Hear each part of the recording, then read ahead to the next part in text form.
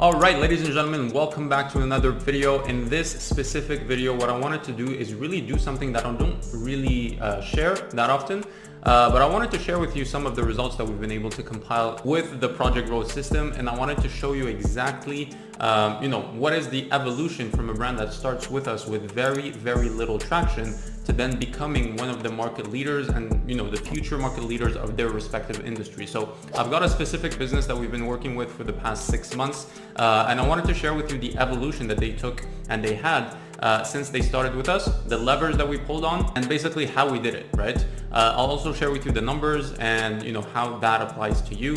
Obviously, we work with e-commerce brands. So if you're an e-commerce brand that has initial traction, you're making 10, 20, 30 grand per month, but you really want to scale to that next level and you don't want to pay an agency, you don't want to get scammed by these amateurs, feel free to book a call with us. We'll see exactly if you're a great fit with Project Growth. If you're a great fit, we can guarantee a 50K to 100K plus in monthly sales in just under 6 months. If you're a great fit, we'll then share with you exactly how that applies to you. We'll show you our workflow, our process, and we'll get to work in scaling your business past 7 figures per year. So without further ado, ladies and gentlemen, let's get straight into it. Welcome back, guys. Just wanted to share with you the results, obviously, but also to start off this video, what I wanted to do is really just share with you the brand history and the initial metrics that we actually started with so that you can see where we were versus where we are today, right? And the evolution is pretty stark. It's pretty amazing what we've been able to do without sacrificing brand values and stuff like that. We were able to scale this brand to over 80K per month in just under 5 to 6 months. So without further ado, what I wanted to share with you is that this brand was in the fashion industry, which is an extremely competitive industry. They had around 40K followers on Instagram and the revenue was around $7,000, as I'll show you, on their Shopify Backend. So the initial metrics that we started with is really understanding where we were in terms of break even. So we had a break even return on ad spend that was around a 2x, which means that they were happy with the ads being above a 2x. That's where their main profitability came from. So initially what we started with is a break-even ROAS or a return on ad spend of 2x. The ad spend we went with was $100 per day, so really small budgets. That's what they were comfortable spending at the time. And the website conversion rate was around 0.9%. So you'll understand that the main kind of problem that we had, or the main goal that we had, was to really improve this number here, the website conversion rate, because that kind of guaranteed that if we did a good job on the front end, which is the targeting, the copy, the creatives, etc., we would then be able to scale this brand very easily because the backend systems were dialed in, right? So the main goal for us was to scale this number here, improve it as much as we could, and obviously scale the ad spend. We wanted to spend aggressively because this brand had a lot of potential. They were just kind of living in the obscure parts of Instagram, and they didn't have that much visibility, right? And so as you can see here on their Shopify backend, they started with around 7,500 sessions, and obviously total sales were around $7,000, $8,000. And you can see here that the average order value is actually very healthy, right? And that is a number that we played on to stabilize it at scale without kind of sacrificing the margins that they were having. Some brands, they go 30% off, 40% off to kind of get a lot more orders, but then they sacrifice the average order value, putting them in a position where they need to spend so much more than they actually should to get new eyeballs or to get new sales, right? So instead, what we did is we capitalized on the returning customer rate, which they had at 24%, and we made sure to scale this number here. So essentially, if you go to May of 2023, let me see here, you can see that we've been able to scale at 78,000, just shy of 79,000 or $80,000 per month, and we literally kind of 7x the online store sessions, right? The online store conversion rate was at 1.4%. And that is because the more traffic you actually inject in your funnel, the more this number will tend to go down. But we wanted it to be stable around 1.4 to basically 2%, right? We were happy with it being at 1.4% to 2%.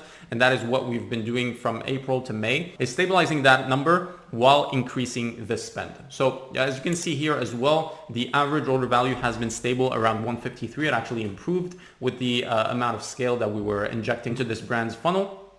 And all in all the metrics looked very, very healthy. Now, when it came to their Klaviyo or their email marketing, we wanted to capitalize on how much their customers were actually happy with their products. And that translated with 50% of revenue coming from existing customers, right? It was coming from email marketing and retention, right? So we wanted to bring that number down because we wanted to inject new blood into the marketing funnel. But we also wanted to, capitalize on the fact that the products were awesome, the customers were loving it, and the loyalty was very, very strong. So as you can see here, if we go to May of 2023, the email marketing revenue was around 34%, so 15% less than what it was in October, within the healthy margins of 25% to 35% that we typically like to see. Some brands have it higher, some brands have it lower, but this is the range that we like to see this number in, right? And so what we were doing is very simple. We just restructured with their entire flow infrastructure. We made sure they had a really tight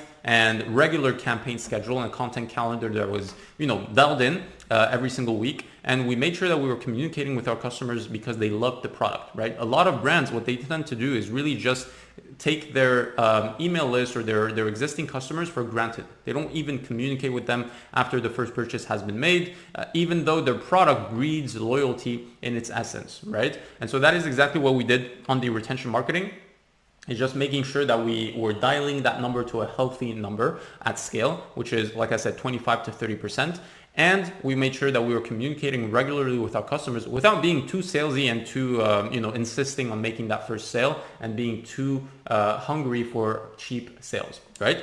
So we essentially followed the thesis of Project Growth. First of all, we wanted to make an offer that is so stupidly good that it didn't make sense for customers to pass by it without actually purchasing it, or at least, putting themselves in our retargeting pool, right? So we made sure that all of these metrics were actually dialed in: AOV, LTV, COGS, and obviously the repeat customer rate. We made sure to choose an offer that is not being currently offered by the competitors of this particular brand. And we made sure that the break-even ROAS, the CPA, and the profits were there with the offers that we created for them. Then what we did is we just capitalized on the amazing organic marketing infrastructure that they had.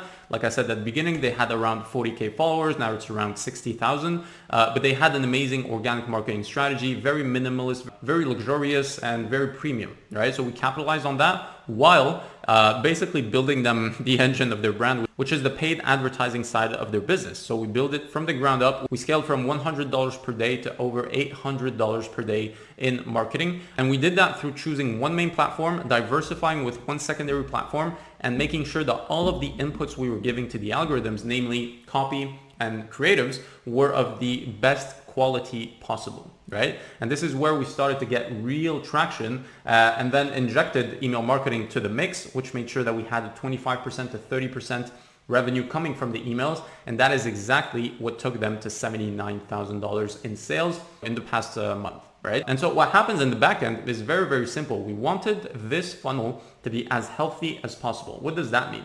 That means that all the front end metrics, we wanted them to be stable at scale, because going from $100 to $1,000, $1,500 per day can breed entropy into your system, right? It can cause things to break down. It can cause your ROAS to be down, etc., etc. What we wanted to do on Facebook, which was the main platform that we selected, was making sure that all the metrics that are on the front end were actually stable through the process of scaling the account. So when you 10x the amount of money that you spend, you tend to inject entropy into the system, right? Which is the fancy word that means things tend to break and costs go up and returns go down, right? So we wanted to make sure that all of our metrics were stable, which means a healthy CPM to start off with, a CTR that was, kind of healthy, a CPC where we wanted it to be, and then a ROAS that was, let me just pull it here, around, obviously above the 2x break even, but above a 3x to be at maximum profitability according to our projections, right? So we were spending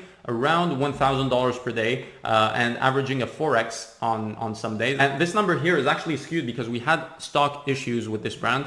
They were running out of stock regularly and they didn't have the proper kind of infrastructure to maintain the demand, right? So this is something that we're working on currently with them, is to make sure that they actually have stock to sustain the demand of their customers, right? And that is exactly what a brand that wants to go from 80K to, 300K per month, 500K per month, even a million per month. That's the kind of core lever that they need to pull on, is logistical optimizations. How do we keep up with demand? How do we keep serving customers at scale without breaking the machine, right?